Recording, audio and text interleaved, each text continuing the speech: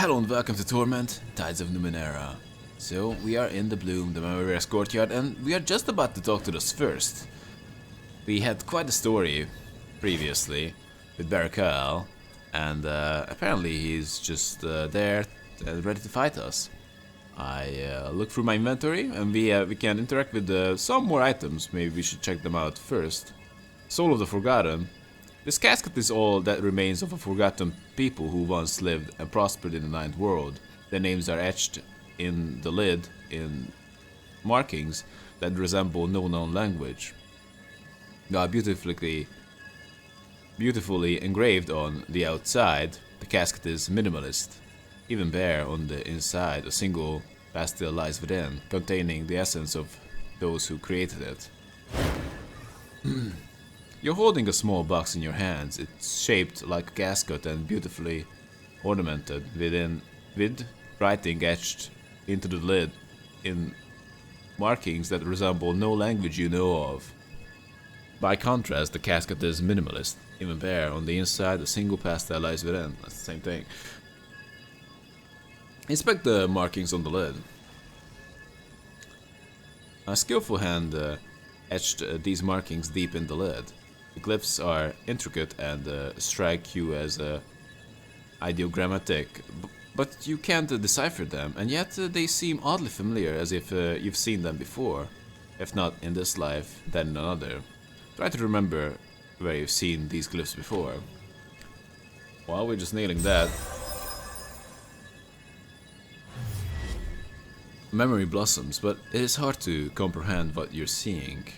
It is as if it is seen through the eyes of someone not human. Do you speak this language, or you do not? You see your fingers trace a pattern on a set of glyphs very similar to those on the casket's lid. Almost reflexively, you repeat the pattern on the lid. The casket lid opens, revealing that a small blue figure with long spindly limbs has now appeared, lying atop the pastel, opening some of his many eyes to look up at you. The figure clambers up to sit on the edge of the casket. Several eyes are focused on you, blinking at irregular intervals. He starts speaking in a high, wailing tone. You can't understand a word he's saying. Recognizing this fact, he picks up the pastel and reaches it up towards you. Don't eat the pastel? Eat the pastel. That's crazy. I'm gonna eat it. I'm crazy, okay? As you consume the pastel, a burning smell immediately overwhelms all your senses. Flashes of memories try to force their way into your mind, but they are too alien to understand. After some time, your mind settles down, leaving blurry memories and hazy details, yet somehow you have gained the full recognizance of the people that this casket memorializes. You understand that the people memorized by the cask were a secluded people, now long gone, eradicated by a cataclysmic event. You feel the nature of their existence as if it were a tangible being. As they neared starvation, there was no crime, no theft. People sacrificed themselves before they would let others die. While you do not know them, you will remember them. As the cognizance ends, you find the creature gone. The casket now burning with a cold fire in your hands. In mere moments, it is nothing but ashes drifting away between your fingers. Siri? Seriously? Well, that was it. How about the astronomical mirrorcaster? As soon as you place this device in the palm of your hand, the stately dance of the clockwork planets mounted upon it becomes a frantic spinning reel. In the heart of the thing, a contemplative hum grows, as though the machine itself were studying the path of the planets above it. Listening, you hear shadows of words within that sound, speaking of the mirror within this device. Inspect the mirrorcaster. You study the whirl of the planets in your palm. Your eyes might be deceiving you, but it does seem as though some of the orbs are slightly transparent, and that tinier planets are orbiting within them. Enter the mirror. Whoa! Really?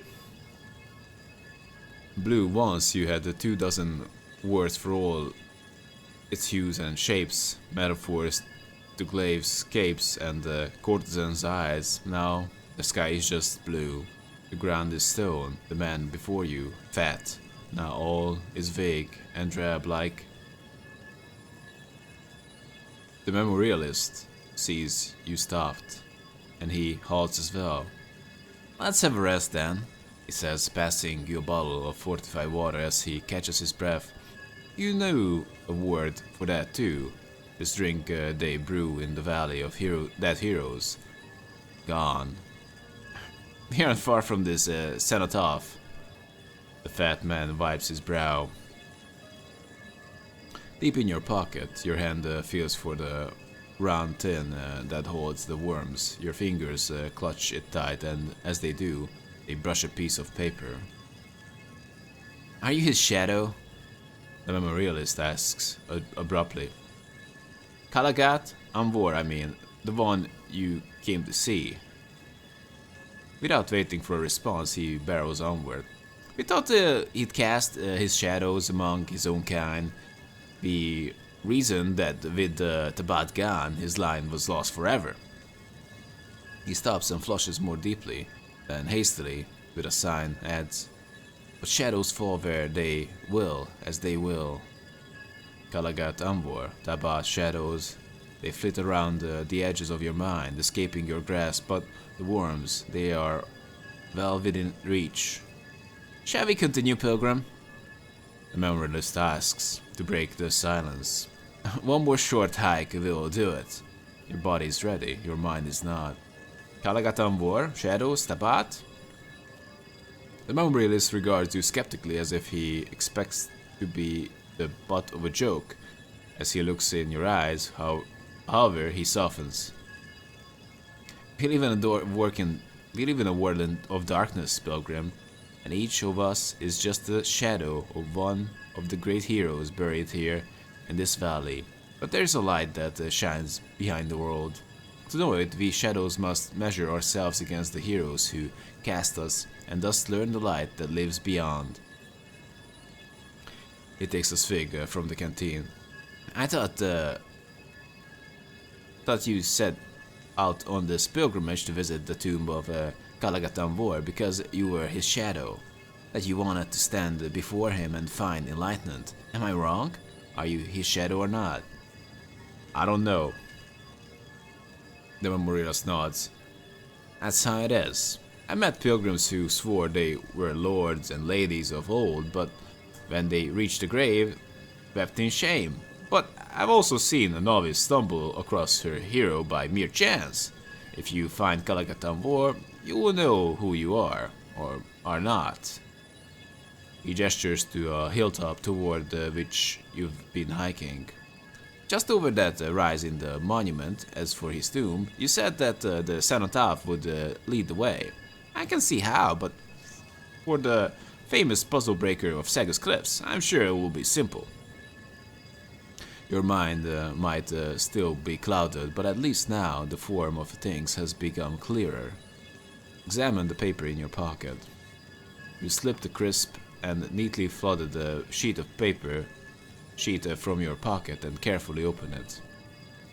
I will want the worms, but I will be strong. I will wonder what I've lost, but they will only rob me further. I will endure, and I will build the tower of my intellect anew.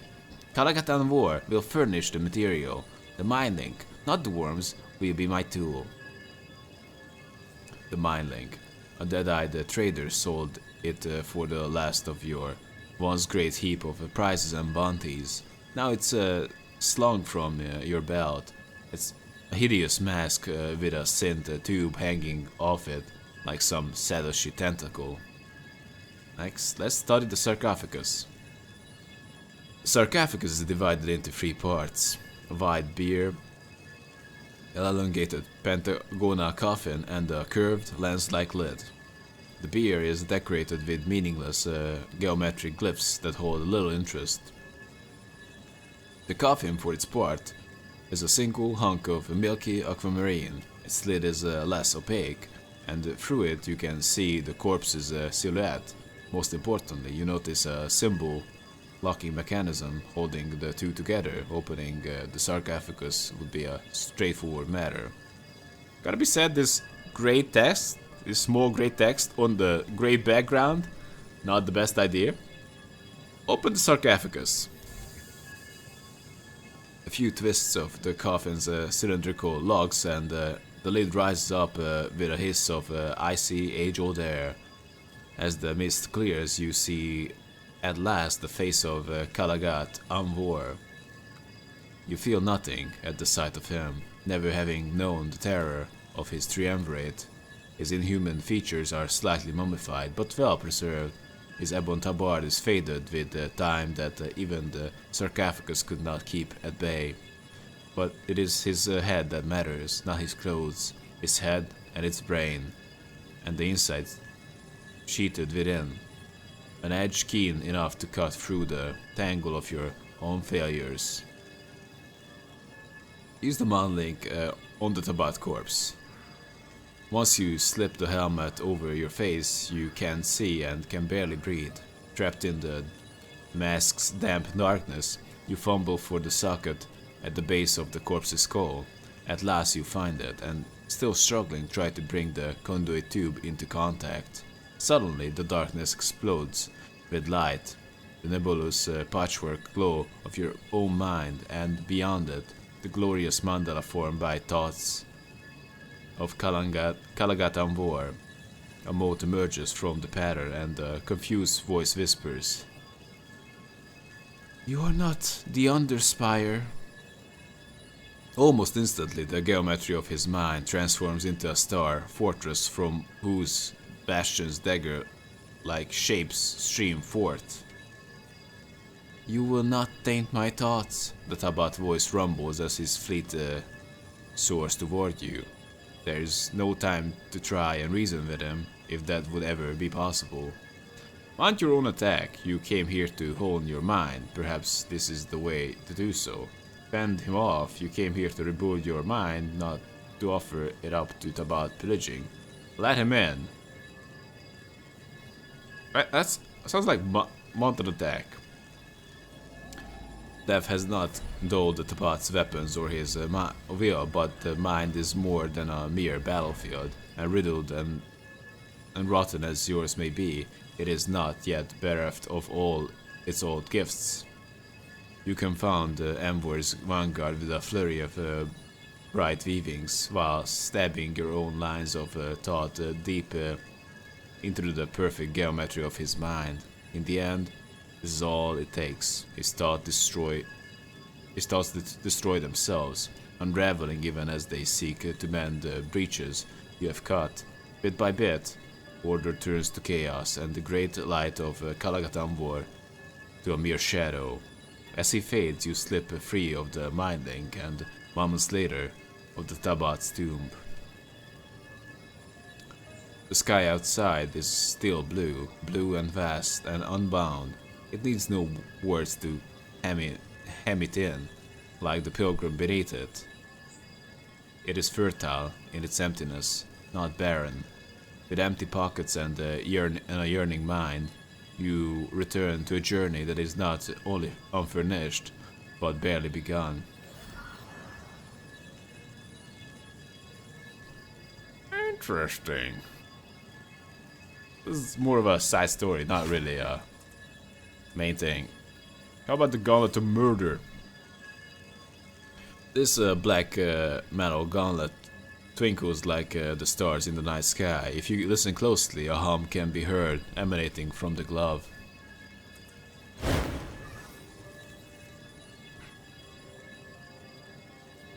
When you touch the metal, images flash through your mind too quickly for you to make sense of them.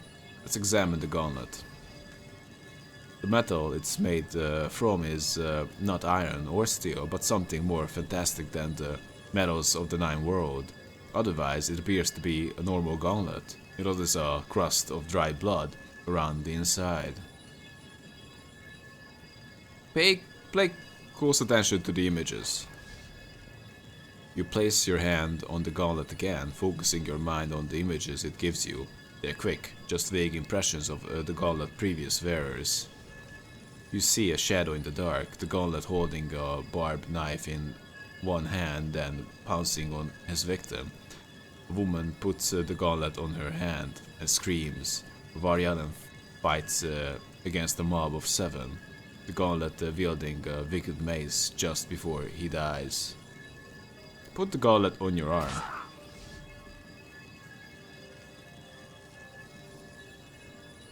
The moment you slip your fingers into the glove, the gauntlet bites down on your arm. It feels like a million of razors slides up and down your arm, flaying the skin, then the muscle, then the bone. It's so bad that you pass out from the pain.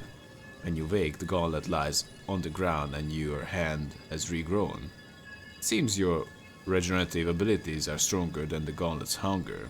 Even so, you feel some of the gauntlet's power in your newly regrown hand. Permanently gained 1 speed. I'd leave it alone. That's crazy. We took some damage. We need to heal up. Now. Forward. Onward. Thank you. Let's check out the last one. Black stone rings.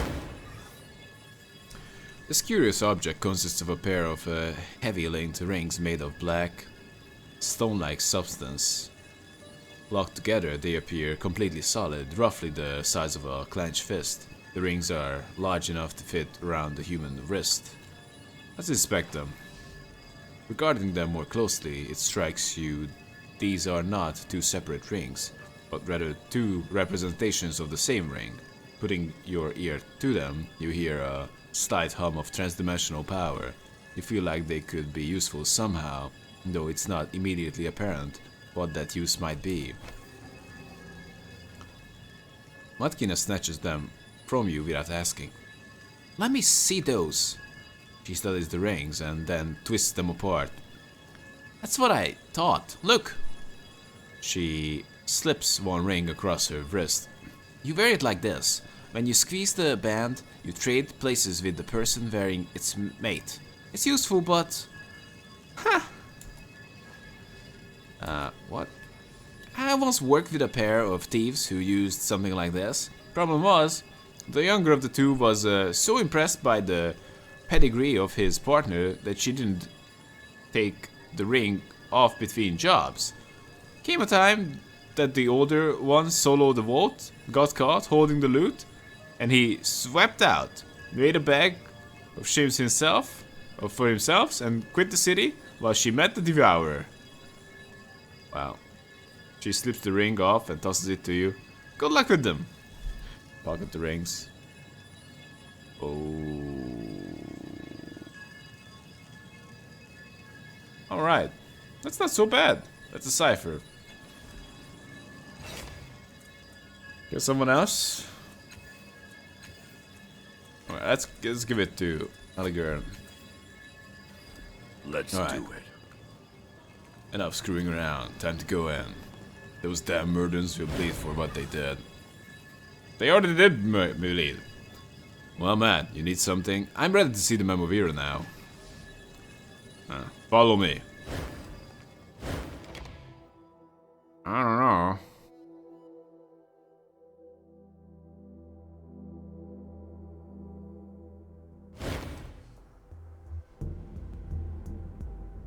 So the hero returns. You don't have to be a show-off, you can just use the stairs. The Memovira's gaze is strong and unflinching, though her face is aligned and stress marks her mouth. Impressive, she says, though her words are clipped. Even with everything I heard you've done, I did not actually think you would succeed. I underestimated him twice now. It will not happen again. I don't know, I think it will happen again.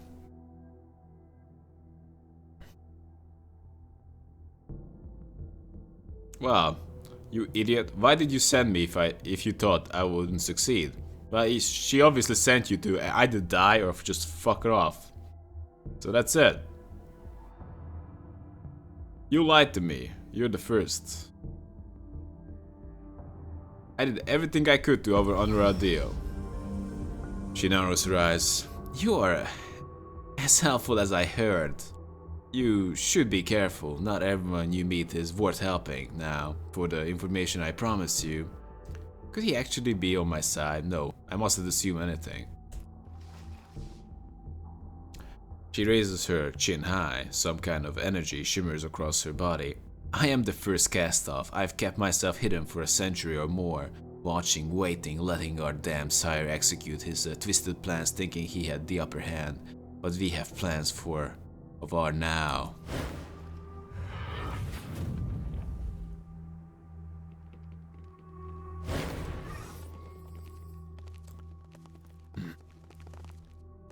Suddenly, several familiar cast-offs materialize out of nowhere. You can't place all of their faces, but you immediately recognize Pyrekan. The trim figure of Barricade is also among them. Our sire taught to use the resonance chamber to subsume us, but I have learned it can stop the sorrow in another way. It is the door to our freedom, and you have returned to me my key. Then the memory the first makes a sweeping gesture toward Mazov behind her.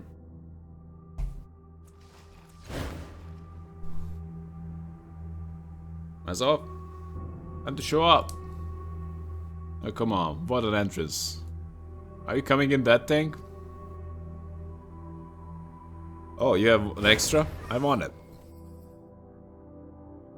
As you can see, my agents have retrieved the resonance chamber from the reef. With Mazov returned, we can use the chamber to sever the tidal connection that draws the sorrow to us like a warm mouth. Then we will be free forever from the sorrow, from having to hide in the Miel of Est or this wretched bloom, from all of the sire's stratagems. We will finally be ourselves. I know I should have kept that pod from the reef. You didn't notice while the first was speaking, but Matkina's eyes are staring at one of the first companions. She actually looks frightened. If it's all possible, she looks paler than normal. Dash? Impossible. Has my mind failed me again? Now that she says his name, it's obvious. This is the man whose body you inhabited in Matkina's Mercaster so long ago. His only reply is a leering grin. You're dead! I killed you! Matkina's brow furrows. Didn't I?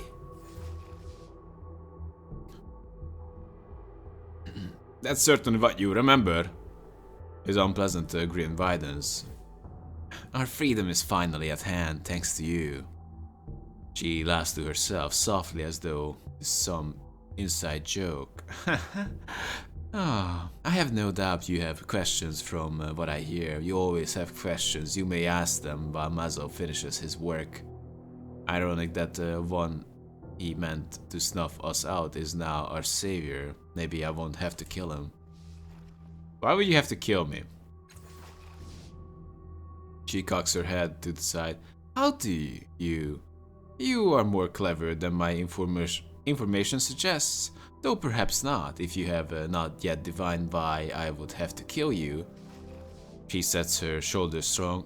You are his key, the catalyst he created to activate the chamber. He would use it to subsume all of us into himself to kill us. Do you understand? I've been trying to stop that from happening ever since I learned what our sire's true plans were. Then, when you spoke to Mazov in Osifagan, using poor Zerian's body, I knew he was close. I knew where you would appear, but not when. I've been watching Miel of Est ever since, waiting for you. She crosses her arms. When you escaped the sanctuary, I panicked. Years of planning undone, but then you came to me. The trip to the heart was a fool's errand, you know. Whether you succeeded or not, I would have what I need. Either you're dead, and our sire's plans with you, or else I'd have Mazov back to enact my own plans. and our sire's plans would no longer matter. You destroyed me, LFS. You slaughtered all those cast off. Matkina stares at the Memovira, the first. What's in your mind? It must squirm like maggots. How do you justify yourself? Did I slaughter them? Or was it their own cowardice, holed up beneath those shields like frightened lags? Her voice sounds like it's cracking slightly. She shakes her head. If they had any courage, any care for the plights of their siblings, they would be out there fighting against our sire. I would have found them, taken them into my fold, as I took so many. Her voice trails off. I regret their deaths. How can I not? But they were necessary. I had no choice. With the chamber out of my control, you were too dangerous to let live. Do you understand? He doesn't think of us as individuals, as people. He would have snuffed us all without a second thought. Even now, I find myself wondering whether I should annihilate you, just to be on the safe side. He takes a deep breath. A few casualties for the sake of all of us. That is worth the risk to me. We need to talk about the chamber. Of course we do. Her tone is patronizing. Wow, I saw that coming. Well, what do you want to know? We can't, what your curiosity live without? What can't your curiosity live without? Oh my. I thought my body was the catalyst to the chamber. It is! The changing god created your body specifically to activate the chamber, to channel its powers. We discovered you had become a cast-off when you spoke to Mezov through Zarian Daywalker. Your body was designed to control the tidal connection between us. Her voice lowers. But of course, our sire doesn't want to sever that connection. He wants to use it to draw all cast-offs back into himself, snuffing us out. She lowers her chin menacingly. I won't let that happen, so Mazov has reconfigured the chamber to work with any cast-off. Can my body still activate the chamber then? Of course it can. Mazov has repaired the machine, not broken it further. Her voice gains a sharp edge to it, but rest assured, if you go anywhere near the chamber, I will kill you myself. I've learned that in activating the chamber, it can be used to weaken the sorrow. Is that true? She looks to Mazov. You can't read the man's expression, but the first says, perhaps, but what would that accomplish? The sorrow has been weakened many times, yet it does not die. It will not risk our lives. I will not risk our lives like that. Severing the tidal connections between us is our only hope of stopping the sorrow and surviving. Your plan will kill the cast-offs, not free them. We need the connection in order to live. She scoffs. What ridiculous conjecture. Where did you hear that? Actually, I heard it from that woman. That woman. How she was called? I don't know how she was called. Oh, our sire learned it from a Gibra cast-off named Tom. Tom said both our sire's plans and yours would kill us all.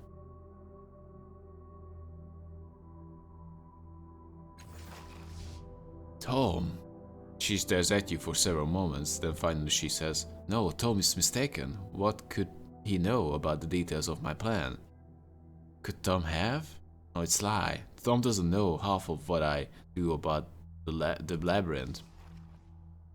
The sorrow tracks us with the tides. In severing the tidal connection between us, the labyrinth, our sire called it, will no longer be connected to the tides. We will no longer abuse them, and the sorrow will stop its hunt. We will be free. It must be done. Is there any other way to stop the sorrow? There is one other way, she chuckles darkly. Our sire's way. Suck every living cast-off back into a single body. But what good is that? No, the only way to stop the sorrow is to remove what it seeks. It haunts us because our bodies abuse the tides. In severing the connections, the abuse will end. He scoffs. Our sire didn't know what he was doing when he made our bodies. The sorrow is the consequence. But I will undo his mistakes. I want to ask about something else. Can we just do this like one by one, like you go first? Of course you do. Ask them now, before Mazov has completed the chamber's activation. How was Mazov taken from you? Her voice grows hard. The bloom turned on me without warning. Or perhaps there were signs I missed. It devoured a large chunk of the fortress and Mazov's workshop with it. I have endeavored to keep it out ever since, but it was too late. Mazov was gone. He's lucky it was me the bloom wanted, else he would have been devoured immediately. How long have you been hiding here? He shrugs. A decade? More? I rescued Mazov from the Gibra after our sire abandoned him. The bloom's hatred of the sorrow and its power to keep at bay was known to me, so we came here in disguise. But you betrayed the old Mamuvira! Why take over if you only came here to hide? He was weak, and I needed his resources. I had to find the resonance chamber before our sire could activate it. She chuckles. Controlling the power of the bloom was a nice bonus. Now the bloom has turned against me though, but it won't matter soon. Why didn't you tell me you were the first from the beginning? She crosses her arms. Frankly, I don't trust you. There are certain voices in your head. I can know what side you're really on, so it was far safer to use you instead. Voice in my head? What are you talking about? I can tell if you are being coy or stupid. She stares at you a moment. I've known the changing god was in your mind since you spoke to Mazov in Osifagan. I was there. I'm the Chimera. With the changing god alive, all my plans and all of our lives were in jeopardy. Rest assured, I will do anything to stop him. We should use the chamber to weaken the sorrow. We might be able to kill it. That's a maybe. I want to activate the chamber, merging all cast of consciousness into myself. Wow! Last cast off? The biggest boss of all time. Holy crap. Your plan will kill the cast off. I won't let that happen. That's a speculation.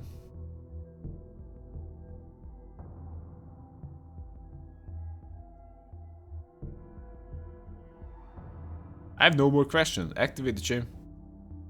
I think we should just let's logic this out. So thing is, doing the second option, weakening the sorrow and maybe able to kill it, that's a maybe. But definitely doesn't hurts us. Maybe not enough, but we are in an okay spot right now. Third is I want to activate the chamber, merging all cast of consciousness into myself. Now that's crazy. But as possibly, well, everyone would fight me to the death if I wanted to go with that. Your plan will kill the cast-offs. I won't let that happen. Yes, that could actually happen, that we actually just commit mass suicide. I mean, like, you didn't convince me that that won't happen. I have no more questions.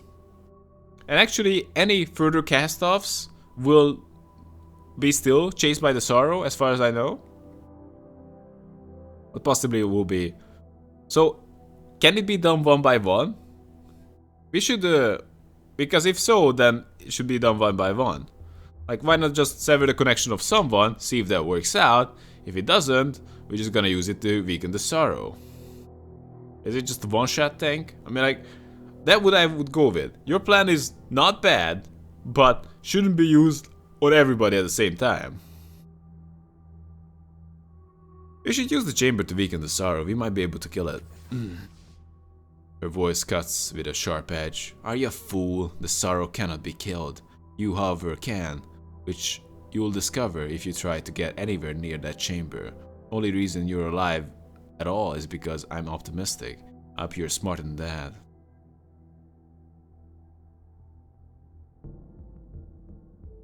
Let's... I have no more questions. Activate the chamber and stop the sorrow. Your plan will kill the cast-offs. I won't let that happen. Will it kill the cast-offs? I want to talk about the chamber again. What about it? Let's ask something else. Of course you do. Ask them now before Mazov has completed the chamber's activation. Should we go with her plan?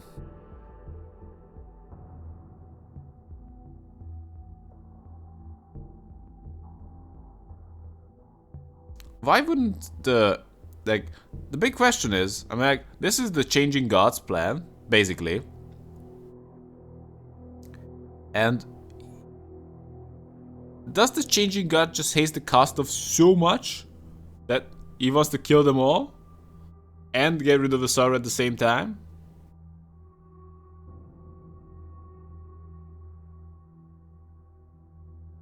Because if the simple severance is that simple and that fixes it, why isn't he going for that?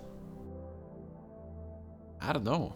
So this is just possibly the cast-offs really pissed him off, but still. I have no more questions. Activate the chamber and stop the sorrow.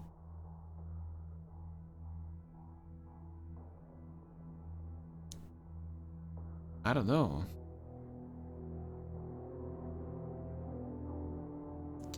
I think we have to go with her plan. Let's do it. I might just die. But it might be the best course of action. I don't know. It's not a real solution because it just looks like they're working with a maybe here. I have more questions. Activate the chamber and stop the sorrow. She nods. It would be foolish to do anything else. Come, brothers and sisters, our freedom awaits. Freedom of death? Are we dead?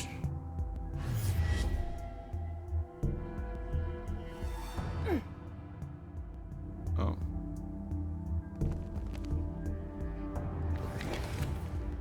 What? Survive the sorrow's attack long enough for the resonance chamber to charge. The entire fortress shakes, dust and stones falling from the ceiling above. What was that? The first sniffs the air, her body glowing with new power from the resonance chamber. The sorrow is here, but too soon. The resonance chamber hasn't finished its activation cycle. She readjusts her grip on the hilt of her blade. We have to face our enemy. Take heart. We need only survive a few more minutes before we are forever free. As she turns to fight, you notice the resonance chamber console is still functional. Perhaps there is still a chance to redirect its power before it has fully charged.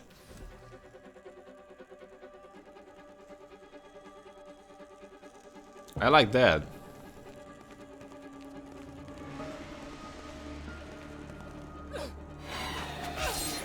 Wow, you're ballsy. I mean, I give you that. Okay, just Action. Get in position. Here and... I come. Oh, opportunist. Mazov's last turn. Whoa! What's that? A grenade? Wow, that's not bad. Okay, I believe this guy needs to go in. I'm going. Who's going to stop us now? Oh, they are out of range. So bloody out of range. Let's animate this bear guy.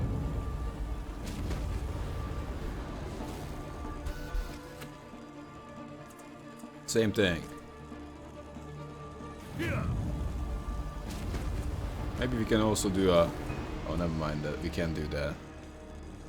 We can just use it to... Can we just activate it? We can just go back and try to activate it.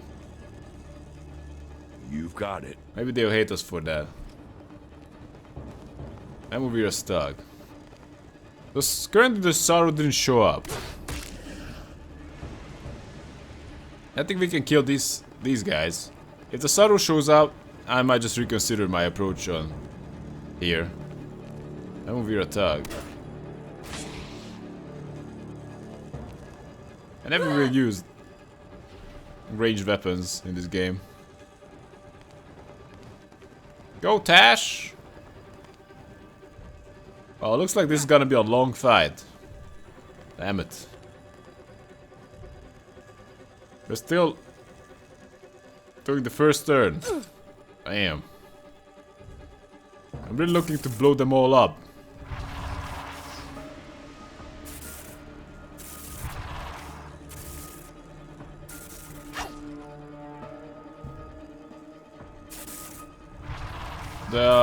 Well, Planescape Torment, well, I don't know. How should I say, the first one? Or maybe the game... Oh, whoa, whoa. Can we just slide in? No, we cannot. We're way too far away. Actually had real-time combat. One moment, and it's done.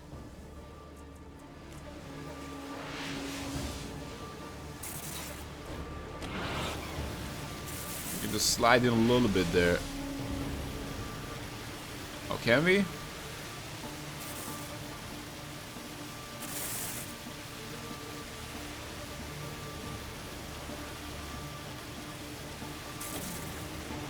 Let's do it.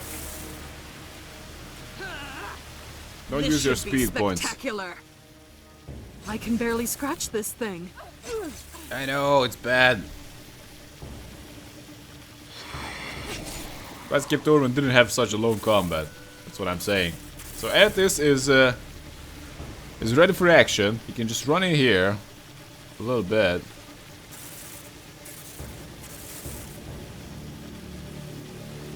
Hit this guy.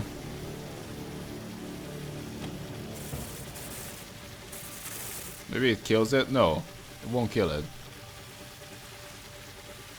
I can't even see the AoE marker of this thing. Vanquished! Oh, one is dead. Go! AoE them down. It's really hard to see what the hell is going on. Last cast off, we gotta do some damage.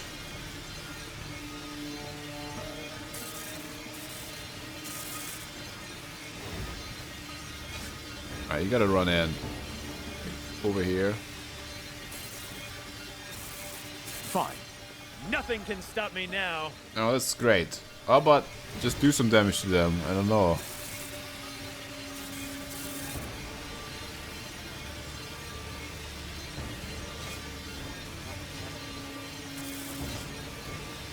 Let's just go with this. Should be fine.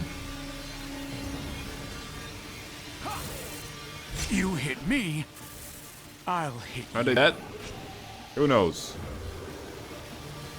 Looks like the animated bear fight didn't get hit. Had to survive long enough. Sorrow fragment took a lot of damage. Where are these guys? Oh, these are the Memovira thugs. They're with me. Let me just inspire the action with Aethys.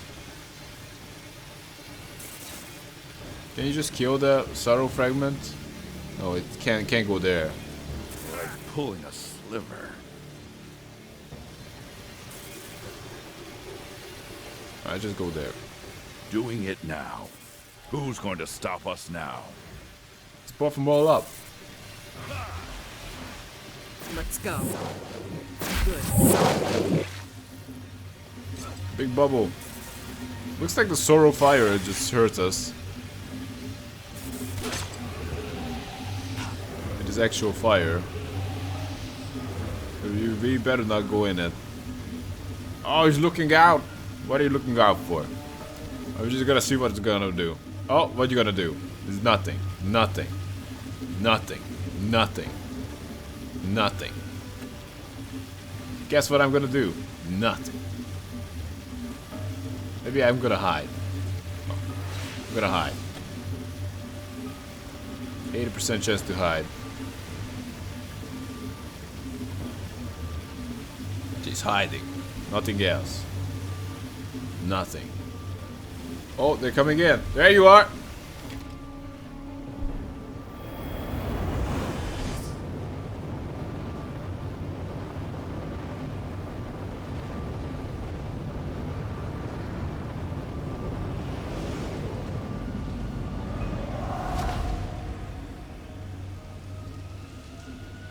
Alright, the Sorrow showed up.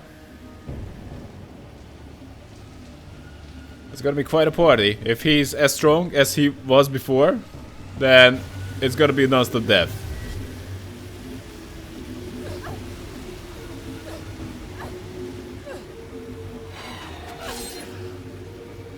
What? The Sorrow... How much health does the Sorrow have? Only 270?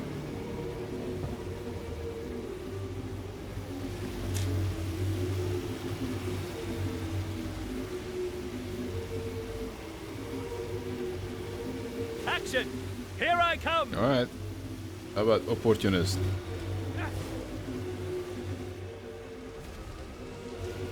Is that the real Sorrow? Because 270 doesn't sound like a lot of damage. Maybe it's just a fragment of the Sorrow? Are they all called... No. That's actually the real Sorrow. Apparently. Yes. Now. Alright. Can we do anything here? Probably too far away, right? It is. You can just teleport someone. Like Allegern.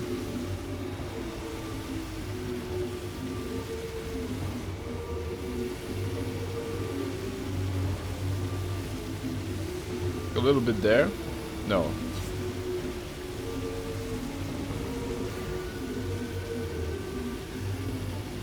I'm gonna teleport Mudkina. No. Do we wanna cancel this? Let's teleport Mudkina close to the Sorrow.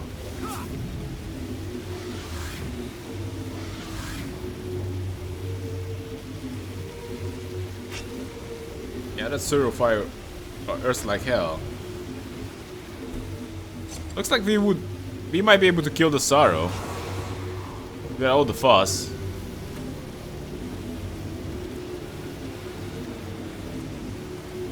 Can we mind control the Sorrow? I don't know. I think you should just run back for the plan B. Here we go then.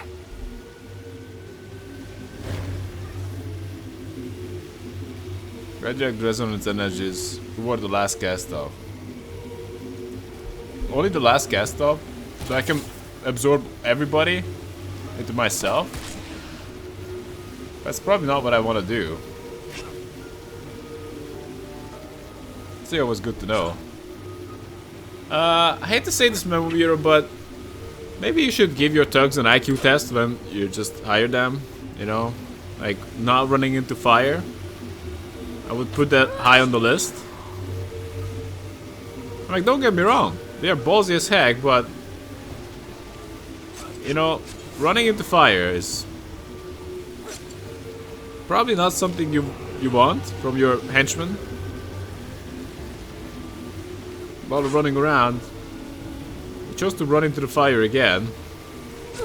Oh, yes. He's gonna die because he runs into fire. Oh, yep. Took 21 damage in there. Still running in there. Almost dead. 35 damage. Are you gonna die? Oh, gonna get an attack? No. Didn't die. Oh, Sorrow fragments.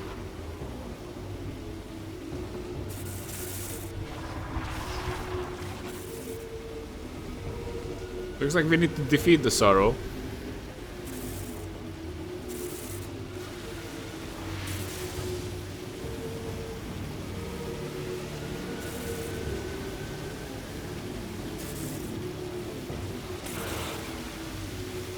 To deal with it.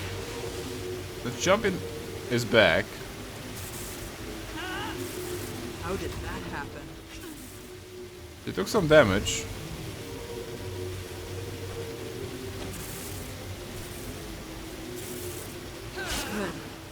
She healed up because it was a backstab. Oh no. The Sorrow is back. The Sorrow has built up an alarming amount of power. it turns its attention to the resonance chamber. Suddenly the chamber explodes in shafts of life, touching everyone and everything in the fortress. It has activated at last. But it doesn't feel like you expected. An intense pain explodes in your skull and a retching tug in your gut. The chamber is pulling you inside it, forcibly ripping your mind from your body. And if the screams are an indication, you aren't the only one.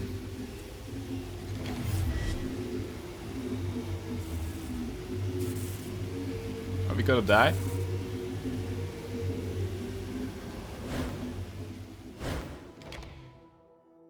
But I'm immortal, right? I can just go back. Did I mess up?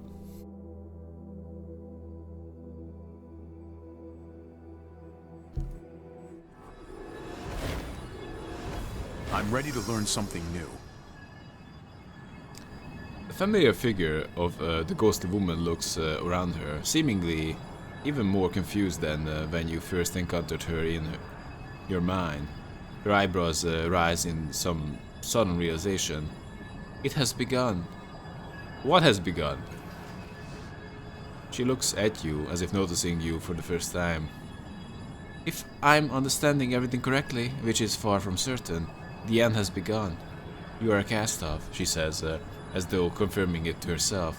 A spark of life left over when your body was otherwise abandoned.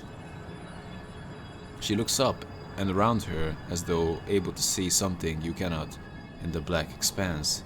They are all here. The spark, the consciousness of every living cast-off is here. In the labyrinth, they were drawn here by the resonance chamber. I thought the chamber would merge all cast-offs into a body, not the labyrinth. I thought the connection would sever the connection between all the cast-offs. The chamber was just a lever. She speaks as though she is just learning this information herself. The labyrinth can still be destroyed, severing the psychic fabric that binds you all, but not by flipping some switch in the real world. Your fate, and that of your siblings, will be decided here, in the labyrinth that connects you all, that has always connected you.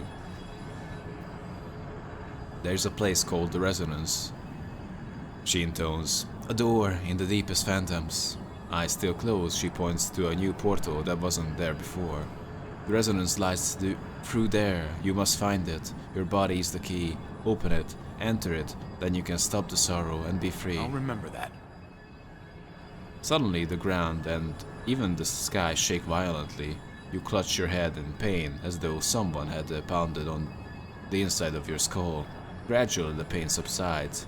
The air stills and quiets, but the ghostly woman's eyes are wide, her mouth agape. He's already here. The changing god has broken through the doorstep of the resonance. You'll have to force the door open, though. You have time to reach him, to stop him. She looks gravely in your eyes, but not much time. How do you know all this? Her brow furrows.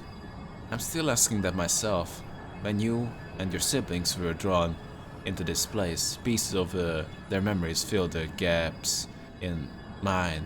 I know what happened to bring you here. I understand what is happening now, and I know where the changing god is and what he plans to do. What exactly he plans to do? She shakes her head. And yet, there is so much I don't know. Who am I? Why do I know all this and you don't? Feel like I know the labyrinth, but why does it... She bites her lip, unable to voice any more questions. Why does it feel like this labyrinth was created for me? Does this mean that activating the chamber did nothing at all? Not nothing.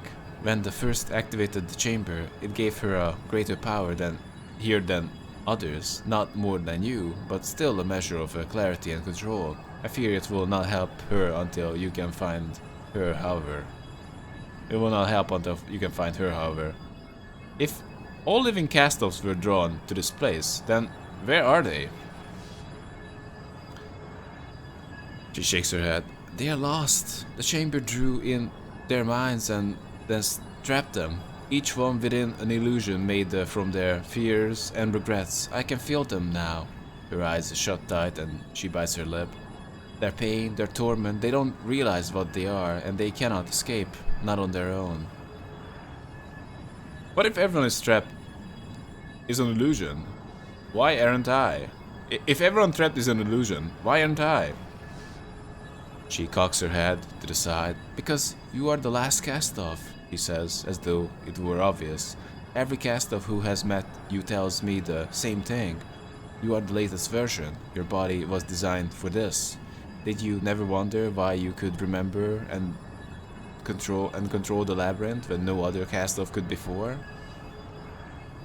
Why has everything changed? All the doors and portals are different from before. She bows her head in a thought without looking up, and she says, the labyrinth is a dreamscape shared by the changing god and all his cast-offs. Its shape is defined by your minds, all of your minds.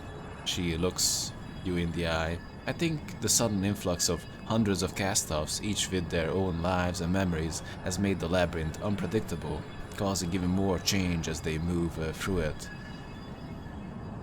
As to where these other portals go, she looks over at the shimmering doors that weren't there before.